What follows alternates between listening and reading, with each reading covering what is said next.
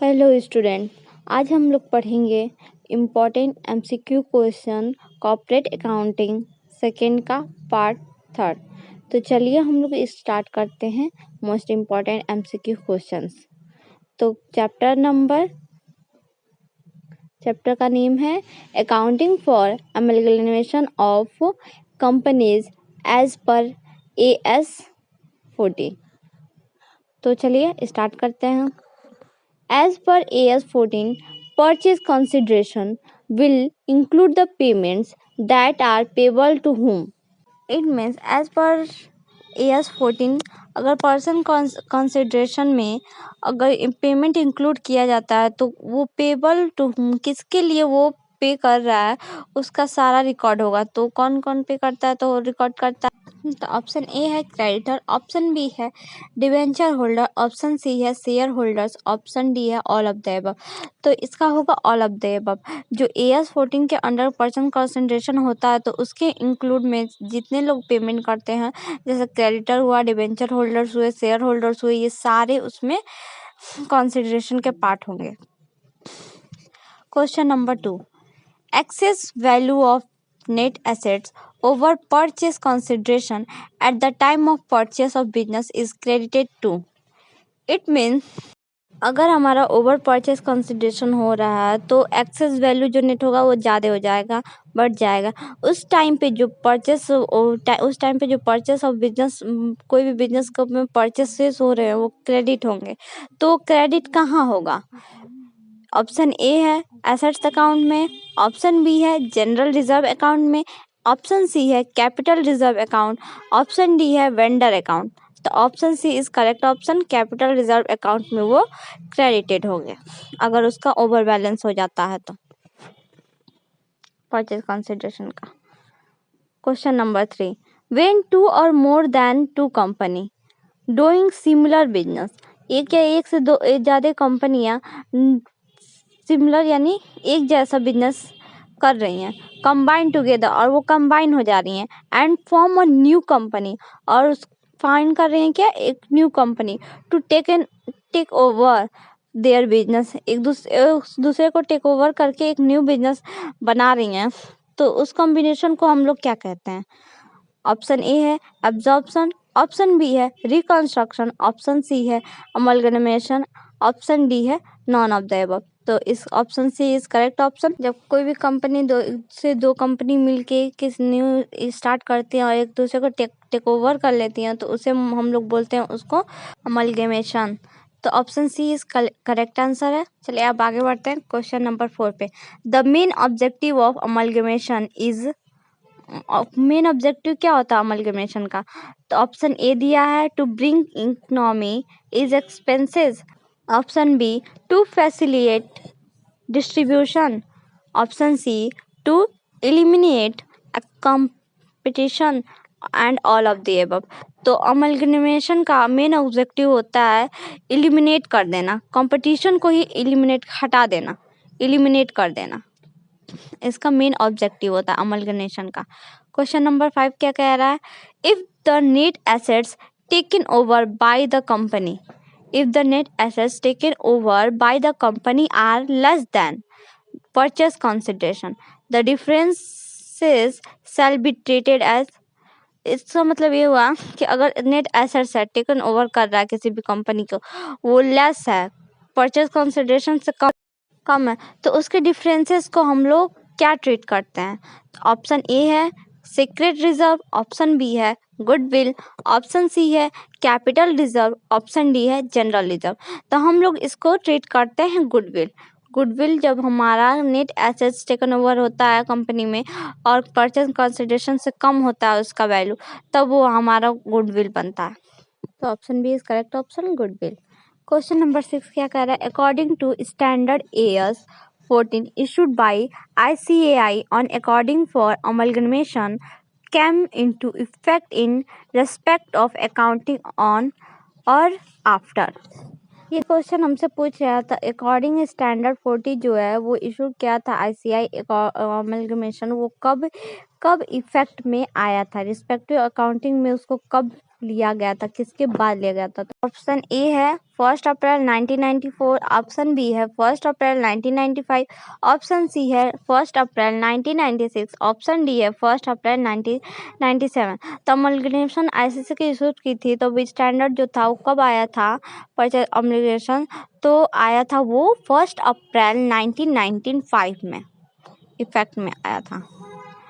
Question number 7 है when liquidation expenses are borne by the transfer company debt, it means transferee company है, अगर burn हो रही है तो हमारा क्या फॉर्मूला? लिक्विडेशन एक्सपेंसेस हो रहे हैं, तो ट्रांसफरी कंपनी कहाँ डेप्ट होगी, किस में डेप्ट होगा? तो ऑप्शन ए है रियलाइजेशन अकाउंट, ऑप्शन बी है capital reserve account, option C है गुडविल अकाउंट, ऑप्शन डी है none of this.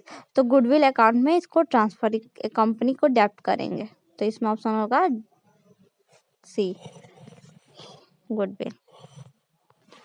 Question number 8, how many method of determination of purchase consideration, कितने मेथड है डिटर्मिनेशन करने के लिए परचेज कंसिडरेशन के? ऑप्शन ए है 2, ऑप्शन बी है 3, ऑप्शन सी है 4, ऑप्शन डी है 5। तो टोटल मेथड कितने हैं? 4 मेथड है। परचेज कंसिडरेशन को डिटरमाइन करने के लिए, फाइंड आउट करने के लिए सिर्फ 4 मेथड बताए गए हैं। Option C is correct 4। Question number 9, according to accounting standard 14, the purchase consideration is that which is payable to, it means is according standard 14 के अकॉर्डिंग परचेज कंसिडरेशन अगर पेबल हो रहा है तो कौन करेगा? ए है share holder and debenture holder, C है debenture holder and creditor, D है debenture holder. Option A correct, share holder. जो पे करेगा वो हमारा शेयर होल्डर ही करेगा। Question number 10, excess of net assets over purchase consideration is called, अगर net assets हमारा एक्सेस हो रहा है, ज़्यादा हो रहा है ओवर परचेज कंसिडरेशन के, तो हमारा क्या कहलाता है? ऑप्शन ए है गुडविल, ऑप्शन बी है कैपिटल रिजर्व, ऑप्शन सी है रिवेन्यू रिजर्व, ऑप्शन डी है सेक्रेट रिजर्व। तो ये हमारा होगा कैपिटल रिजर्व। देखिए परचेज कंसिडरेशन अगर नेट एक्सेस से ज़्यादा है, नेट एक्सेस से ज़्यादा है, ओवर मतलब ज़्यादा है, तो हमारा वो क्या कहलाएगा? कैपिटल रिजर्व कहलाता है। Option B is correct option. Question number 11, accounting standard relating to accounting of amalgamation is, अगर अकाउंटिंग स्टैंडर्ड और अकाउंटिंग ऑफ अमलगमेशन के बीच कोई रिलेशन है तो उस रिलेशन को हम लोग क्या कहते हैं? AS2, AS10, AS30, AS14। तो इस एक रिलेशन को हम लोग कहते हैं accounting standard 14। Option D is correct option, AS14।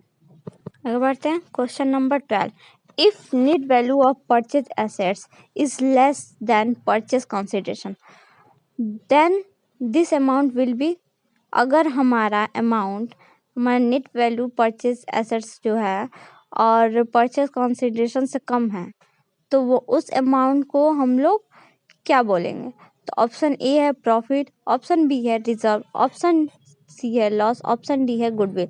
तो इस अमाउंट को हम लोग गुडविल बोलेंगे। तो option D is correct option. Question number 13, the particular of assets and liability of transfer company is as follow, fix assets 2,50,000 है, current assets 2,70,000 है, current liability 2 lakh है, रिजर्व 25,000 है, शेयर कैपिटल 25,95,000 है, और purchase consideration will B if amalgamation is in the nature of merger. तो ये इसका answer क्या होगा? ऑप्शन ए दिया है 3,20,000, ऑप्शन बी है 5,20,000, ऑप्शन सी है 2,50,000, ऑप्शन डी है 2,95,000। तो option B A is correct option, 3,20,000। इसका अमलगमेशन नेचर जो मर्जर आएगा वो होगा 3,20,000। Question number 14, given assets purchase 18,000 दिया हुआ, गिवन एसेट दिया हुआ है कितना? 18 लाख, लाइबिलिटी दिया है 1,40,000, परचेज कंसिडरेशन दिया है हमारा 15 लाख और रिजल्ट पूछा तो इसका रिजल्ट क्या होगा। तो हमारा जो अब देखते हैं क्या होता है। पहला है गुडविल कितना है, गुडविल 1 लाख आएगा या कैपिटल रिजर्व 1,60,000 आएगा या गुडविल 3 लाख आएगा या कैपिटल रिजर्व 3 लाख आएगा। तो हमारा इसमें कम है, देखो उसमें इन्वेस्ट करेंगे तो अगर कम आएगा तो हमारा वो कैपिटल रिजर्व होगा तो 1,60,000 होगा। तो option B is correct option, capital reserve 1,60,000। आगे बढ़ते हैं, क्वेश्चन नंबर 15 क्या कह रहा है देखते हैं। When an existing company take over the business of one and more existing company it is known as, it is called, it means अगर एक्सिस्टिंग कंपनी है वो टेक ओवर कर रही है किसी बिजनेस को, एक या एक से ज़्यादा कंपनीज को, तो उसे हम लोग क्या कहते हैं, वो हमारा क्या होता है। अभी हमने बताया जब एक से एक ज़्यादा कंपनी को मर्ज होके कंपनी बता एग्जिस्टिंग कंपनी को न्यू कंपनी ओपन करती है तो वो हमारा होता है अमलगमेशन। तो ऑप्शन बी देखिए दिया हुआ amalgamation. Question number 16, purchase consideration is payable in, purchase consideration किस में पेबल होगा, ए कैश में, बी शेयर्स में, सी डिबेंचर्स में या D any one of the above and या ऑल ऑफ द अबव। तो परचेज कंसिडरेशन जो पे करते हैं पेबल होता है वो सब में होगा, कैश में भी हो सकता है, शेयर में भी होता है, डिबेंचर में भी। तो एनी ऑफ द अबव होगा और ऑल ऑफ द अबव भी कह सकते हैं इसको। Question number 17, type of calculation of purchase consideration are, purchase consideration के टाइप्स कितने हैं, कैलकुलेट करने के लिए परचेज कंसिडरेशन को कैलकुलेट करने के लिए उसके कितने टाइप्स हैं। ऑप्शन ए है 4, ऑप्शन बी है 5, ऑप्शन सी है 3, ऑप्शन डी है 2। तो option A is correct option. 4 types of calculation है परचेज करने के लिए कंसिडरेशन को, 4 टाइप्स हैं उसका, तो ऑप्शन ए सही है 4। Question number 18, profit on realisation account must be transfer to, अगर प्रॉफिट हो रहा है रियलाइजेशन अकाउंट में तो उसको कहाँ ट्रांसफ़र करेंगे, किस अकाउंट में।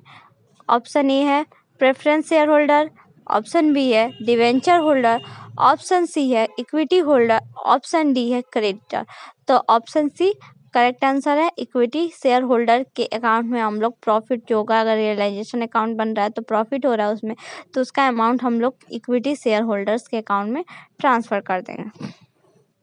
Question number 19, under the pooling of interest method shares are issued by the transferee company at, अगर अंडर इंटरेस्ट पॉलिसी मेथड के अंदर देखा जाए, पूलिंग ऑफ इंटरेस्ट मेथड के अंदर देखा जाए तो जो शेयर हमारा इशू हो रहा है वो ट्रांसफरी कंपनी में, वो क्या है, किस पे होगा।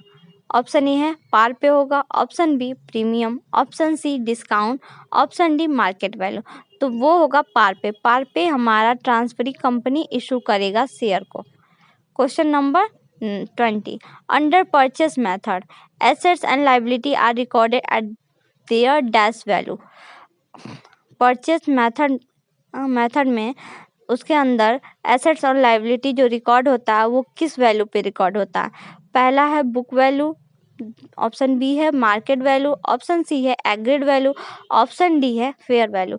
तो एग्रीड वैल्यू पे रिकॉर्ड होता है परचेज मेथड में, ये एसेट्स और लाइबिलिटी जो है रिकॉर्ड होता है किस वैल्यू पे, एग्रीड वैल्यू पे रिकॉर्ड होता है। तो option C is correct option, agreed. Question number 21, ABC limited agree to issue 3 shares of RS10 each, RS9 paid up at market value of RS15 पे share for every 5 share in the transferor company. The transferor company has 5 lakh paid up share capital of RS10 each and 5 paid up market value of this share is RS8. Find out purchase consideration. तो option A है 4,50,000, option B है 5,14,000, option C है 9 lakh, option D है 6 लाख। तो option A is correct option, 4,15,000। Question number 22, when the amalgamation is in nature of merger, अगर amalgamation nature of merger method is use, तो कौन सा मेथड हम लोग यूज करते हैं वहाँ पे? तो purchase method, net assets method, pooling of interest method या नेट पेमेंट मेथड। तो option C is correct option. वहाँ पे हम लोग पुलिंग ऑफ इंटरेस्ट मेथड का यूज करते हैं। Question number 23, goodwill on purchase of business is. अगर गुडविल है परचेस ऑफ बिजनेस में तो उसे क्या करना है, क्या है वो? तो excess of purchase consideration over net assets, option B excess of net assets over purchase consideration, option C net assets purchase value consideration, option D purchase consideration या नेट एसेट्स। तो जो हमारा परचेस अकाउंट और business है उसमें अगर goodwill है तो वो कब होगा? जब एक्सेस होगा परचेस कंसिडरेशन में ओवर द नेट एसेट से ज़्यादा होगा तो हमारा क्या होगा? वहाँ पे गुडविल होगा। Option A is correct. Question number 24, AS 14 over amalgamation of. AS 14 over amalgamation को हम लोग क्या कहते हैं? Companies, option B firms, option C firms and company, option D director and partner. तो इसे हम लोग कहते हैं AS 14 ओवर और अमलगमेशन को कंपनीज कहा जाता है। Question number 25, as per accounting standard 14 purchases consideration is payable to any one of the following. It means अगर हमारा अकाउंटिंग स्टैंडर्ड 14 के अकॉर्डिंग देखा जाए परचेस कंसिडरेशन पेबल कर रहा है any one of the followings, तो किसको करेगा? कौन करेगा? अगर एक को ही देखा जाए तो पहला है क्रेडिटर, दूसरा है डिवेंचर होल्डर, सी है शेयर होल्डर, डी है प्रमोटर। तो कौन करेगा? हमारा शेयर होल्डर्स करेगा। Question number 26, amalgamation adjust account is open for. Amalgamation adjust account क्यों हम लोग ओपन करते हैं, किसके लिए करते हैं? तो ऑप्शन ए है सीक्रेट रिजर्व के लिए, ऑप्शन बी है कैपिटल रिजर्व, ऑप्शन सी है डिप्रिसिएशन रिजर्व, ऑप्शन डी है स्टैट्यूटरी रिजर्व। तो हम लोग option D is correct option, statutory. और अगर एडजस्टमेंट करना हो अमलगमेशन अकाउंट का तो हम लोग स्टैट्यूटरी रिजर्व अकाउंट ओपन करते हैं। Question number 27, two companies go into liquidation to form a new company. अब एक दो कंपनी है लिक्विडेशन हो रही हैं, जा रही हैं लिक्विडेशन करने, और एक लिक्विडेशन करके न्यू कंपनी फॉर्म करें, इस केस पे वो क्या होगा? तो ऑप्शन ए है अमलगमेशन, ऑप्शन बी है इंटरनल रिकंस्ट्रक्शन, ऑप्शन सी है एक्सटर्नल रिकंस्ट्रक्शन, ऑप्शन डी है एब्जॉर्प्शन। तो option A is correct option, amalgamation हो रहा है। Question number 28, when amalgamation is in the nature of merger, the accounting method is to be follow। अगर हमारा amalgamation जो है मर्जर के नेचर में है तो हमारा कौन सा अकाउंट फॉलो होगा? तो ये भी जो है मेथड, ये क्वेश्चन है रिपीट कर रहा है, ऊपर वाला भी रिपीट हुआ है, ये वाला भी रिपीट हो रहा है, हल्का हल्का मैचिंग है उसी बेस्ड पे। तो ऑप्शन ए दिया इक्विटी मेथड, ऑप्शन बी दिया pooling interest method, option C दिया परचेस मेथड, ऑप्शन डी दिया नॉन ऑफ द अबव। तो option B is correct option. अगर मर्जर होता है नेचर का होता है अमलगमेशन तो हमारा पुलिंग इंटरेस्ट मेथड के अकॉर्डिंग कैलकुलेट किया जाता है। Question number 29, when amalgamation is in the nature of purchase, the according method is followed। अगर उसका परचेस नेचर, अमलगमेशन का हमारा जो नेचर है वो परचेस है तो हमारा उस अकाउंट मेथड, कौन सा अकाउंट मेथड वहाँ पे फॉलो होगा, कौन सा यूज होगा? तो वहाँ पे ऑप्शन ए दिया equity method, option B pooling interest method, option C purchase method, option D none of this. तो इसमें क्या कर रहा है, किस नेचर का? परचेज नेचर का ही, तो इसमें कौन सा सही होगा? परचेस मेथड यूज करेगा। Question number 30, at the time of amalgamation preliminary expenses are transfer to. At the time of amalgamation के टाइम प्रीलिमिनरी एक्सपेंसेस कहाँ ट्रांसफर्स होते हैं? Option A account of transferee company, option B realisation account, option C share holders account, option D debenture holders account.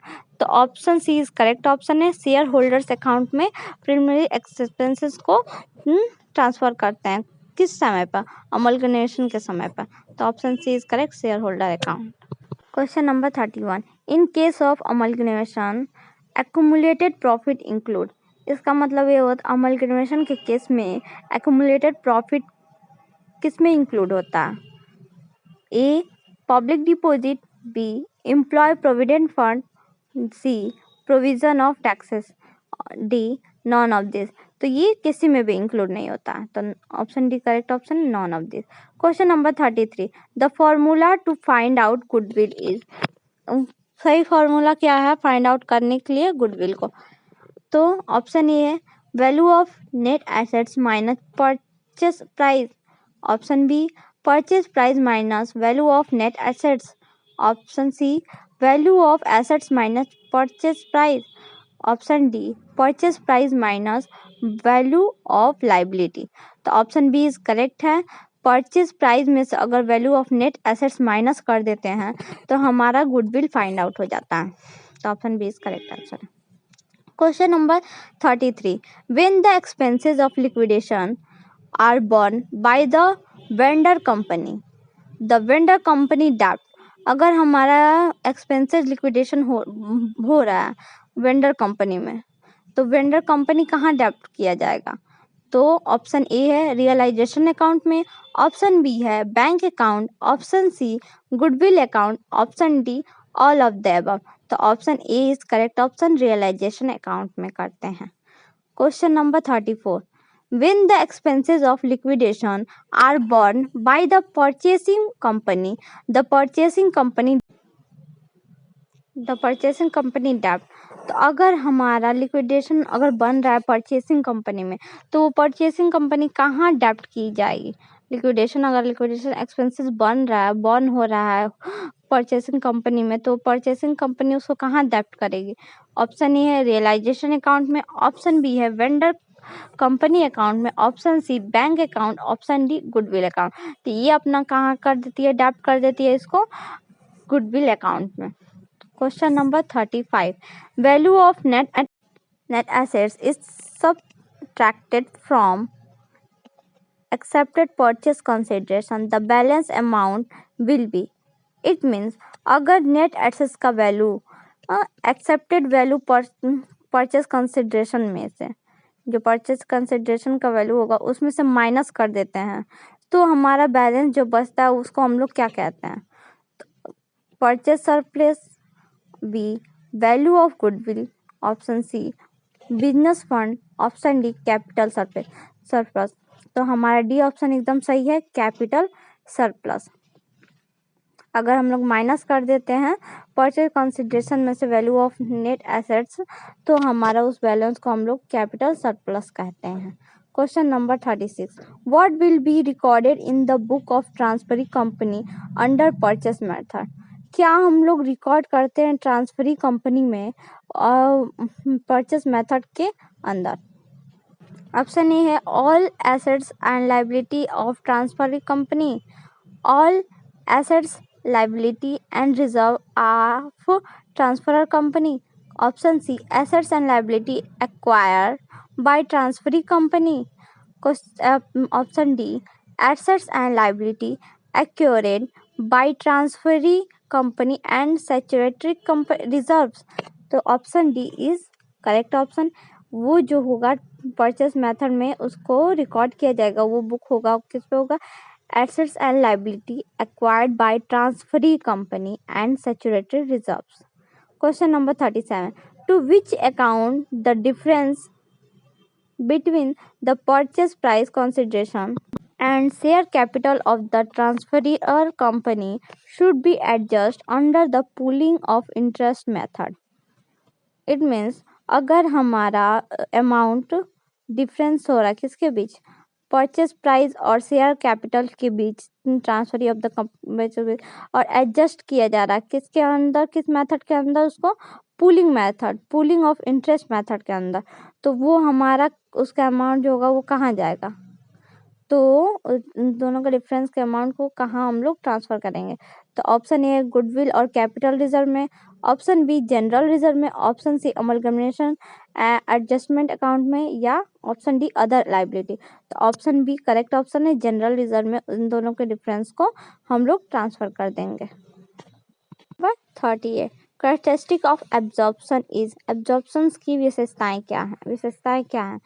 तो option A दिया हुआ purchase of business by a company, option B है formation of a new company and liquidation of two companies, option C है liquidation of other company except one, option D है none of this.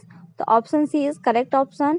इस absorption का जो विशेषता होता है वो होता है liquidation of other company except one, liquidation कर देती है सारी कंपनी को, एक को छोड़ के।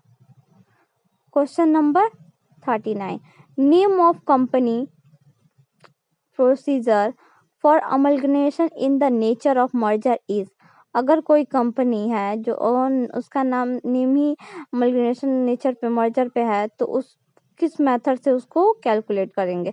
तो ऑप्शन ए है परचेज मेथड, ऑप्शन बी है मर्जर मेथड, ऑप्शन सी है pooling of interest method, option D है नेट एसेट्स मेथड। तो pooling of interest method, C is correct option, pooling of interest method. Question number 14. Under of pooling interest method, difference of share capital of transferor company will be adjusted from pooling method interest method के अंदर share capital के differences को हम लोग कहाँ adjust करते हैं? Option A reserve में, option B profit, option C assets, option D not need to adjust में। तो ऑप्शन ए करेक्ट ऑप्शन है, रिजर्व में उसको एडजस्ट करते हैं।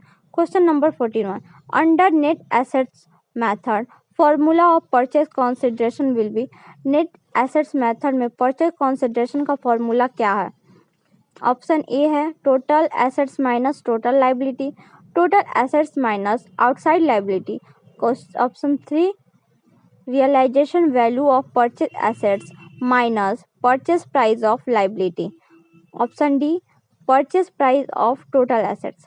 तो ऑप्शन सी हमारा एकदम करेक्ट है, realisation value of purchase assets में से अगर purchase price of liability minus कर देते हैं तो हमारा आ जाएगा परचेज कंसिडरेशन।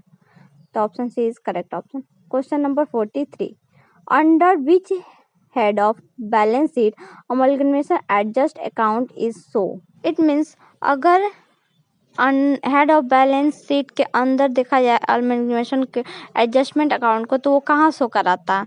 ऑप्शन ए है on asset side minus miscellaneous expenses, या on asset size current assets में, या लाइबिलिटी साइड के करंट लाइबिलिटी में, या ऑन लाइबिलिटी साइड्स के रिजर्व एंड सरप्लस में। तो ये हमारा ऑप्शन ए करेक्ट ऑप्शन है। ये इसको एडजस्टमेंट करते हैं इसका बैलेंस को on asset side miscellaneous expenses में इसको एडजस्ट कर देती है, अमलगमेशन के बैलेंस शीट को किसमें एडजस्ट कर देती है? एसेट साइड्स के मिसलेनियस एक्सपेंसेस में इसका अमाउंट शो कर देती है। Question number 14-3, purchase assets RS 15 lakh, purchase liability RS 1 lakh, purchase consideration 15,15,000, goodwill और कैपिटल कितना होगा? इनमें परचेज एसेट भी दिया है 15 लाख है, परचेज लाइबिलिटी भी दिया है 1 लाख, परचेज कंसिडरेशन भी दिया है 15,50,000, जिसका गुडविल या कैपिटल रिजर्व कितना होगा? तो ऑप्शन ए दिया है 14 लाख गुडविल, ऑप्शन बी है 15,000 कैपिटल रिजर्व, ऑप्शन सी है 1,15,000 गुडविल, ऑप्शन डी है 15,000 गुडविल। तो option C is correct option, 1,15,000 goodwill इसका आएगा। तो इसी के साथ आज का लेक्चर हम लोग एंड करते हैं। Thank you for watching, like and subscribe my channel. अगर आप लोग को कोई डाउट हो तो आप लोग कमेंट सेक्शन में बता सकते हैं, हम उस डाउट को क्लियर ज़रूर करेंगे। Thank you, take care, bye, all the best.